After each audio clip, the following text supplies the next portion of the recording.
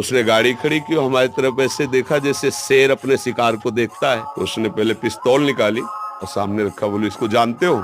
फिर उसने करोली चाकू निकाली, सामने रखा, बोला इसको जानते हो? काम का तीसरा निकालने के पहले हम इसको दिखा दे। कमंडल खोला और गंगा जल दिखाया, हमका इसको जानते हो? और हाथ में गंगा जल लिया, हमका उठा पिस्तौल, दूसरा नहीं है, और चाकू उठा। अगर हमने संकल्प कर दिया तो तू अगर अभी नष्ट ना हो जाए तो बता, तुमने कहा बाबा जी को तुम खिलवाड़ समझता है क्या? ब्रह्मचर्य धारण करने वाले कोई बादाम हलवा घी की जरूरत ही नहीं भाई, बिल्कुल सच्ची मानिए।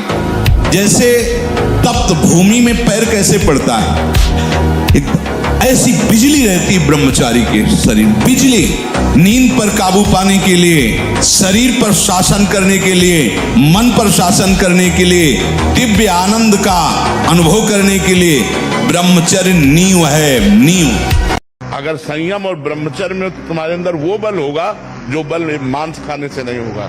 मांस खाने से आप चर्बी बढ़ा सकते हो, लेकिन आप संकल्प सिद्ध नहीं हो सकते। पूर्व के ऋषि मुनि ऐसे थे, लेकिन कुछ भी कर सकते थे क्योंकि पवित्रता थी, सत्य संकल्प था।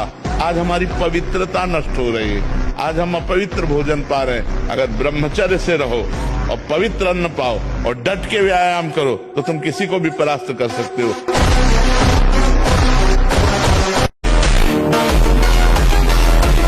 अपने अनुभव नहीं बताने, ये बिल्कुल सब लोग बात समझ लो। यदि अपनी भक्ति के अनुभव बताओगे कि मैं निरंतर नाम जपने का अभ्यास कर रहा हूं, रुक जाएगा। ये बिल्कुल भयभीत होने की बात है कि अपने साधन को गुप्त रखे।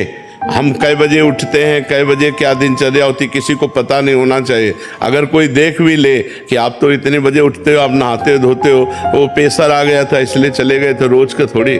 हमको अपने को छुपाना है, छुपा लोगे तो आपकी भक्ति बढ़ जाएगी। महाराज जी, क्या कोई ऐसे पाप भी हैं जो भगवान कभी माफ नहीं करते?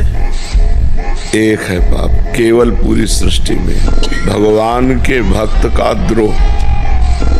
ये एक ऐसा पाप है जो भगवान माफ नहीं करते। जब दुर्वासा ऋषि ने अम्बरीश जी को बिना अपराध के कृत्या प्रकट कर दी, अम्बरीश जी को मारने का उपाय किया, तो भगवान का सुदर्शन चक्र प्रकट हो गया और कृत्या को नष्ट किया और दुर्वासा को दौड़ाया, क्योंकि वो भी ब्रह्म ऋषि हैं, कोई साधारण तो है नहीं तो एक कदम में नष्ट कर देते।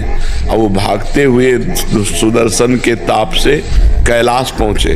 तब भगवान कैलाशपति ने कहा, नहीं, हम तुम्हें इस समय शरण में नहीं ले सकते, क्योंकि तुमने भगवान के भक्त का अपराध किया और उनका प्रिय सुदर्शन चक्र तुम्हें दंड देना चाहता है। ब्रह्मा के यहाँ गए, ब्रह्मा ने भी मना कर दिया। भगवान के यहाँ गए, भगवान ने कहा, अहम भक्त पराधीन हूँ, अस्वतंत्र युद्ध, मैं भक्त के अधीन हूँ। अगर सुदर्शन शांत हो सकता है तो अम्बरीश जी के चरण पकड़ो जा करके, दूसरा कोई उपाय नहीं। जिस भक्त का अपराध बन जाए वही भक्त क्षमा कर दे तो क्षमा हो जाए, नहीं भगवान भी नहीं क्षमा करते। भक्त अपराध सबसे बड़ा है, किसी संत महात्मा भक्त का अपराध ये नष्ट कर देगा।